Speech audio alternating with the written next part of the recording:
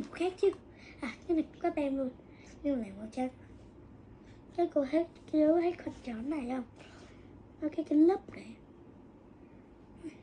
Đây, cái tiếp theo là cái này.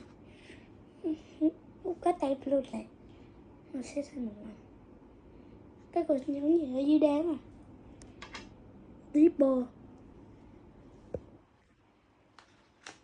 Cái này thì không có tem. Màu đỏ cũng y chang màu đỏ này. Này, bây giờ mở ra, cái sạc của y chang.